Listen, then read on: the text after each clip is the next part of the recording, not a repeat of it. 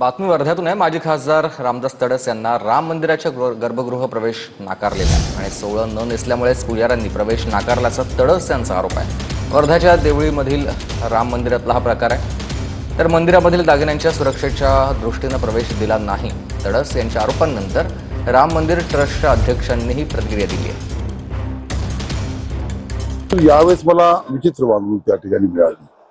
तर मी गेल्यानंतर त्या ठिकाणी तिथले ट्रस्टी जे होते ते पूजाही करत होते आणि ट्रस्टी बी होते आणि ते वर्षातून एकदा येते। फक्त त्यांनी सांगितलं की बा तुम्ही गाभाऱ्यात येऊ शकत नाही, तुम्ही बाहेरून दर्शन करा। राम जन्म आहे आज, सगळ्याला दर्शनाकरिता देव खुलं ठेवायला पाहिजे, मंदिर खुलं ठेवायला पाहिजे।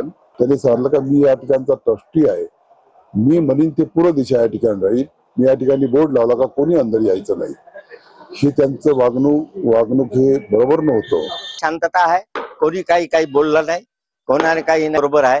परंतु त्यांनी स्वतः सकाळी अंदर जाण्याचा प्रयत्न केला आणि तो जो आजचा पुजारी होता त्याच्यावर जिम्मेदारी होती, ते दागिने जो सर्व आहे त्याच्या ताब्यात होते, म्हणून त्यांना या दृष्टीने अंदर नाही जात। बाकी कोणताही त्याचा हे नाही होता गैरसमज, आणि यांनी गैरसमज नाही करावून का नाही जाऊ दिलं।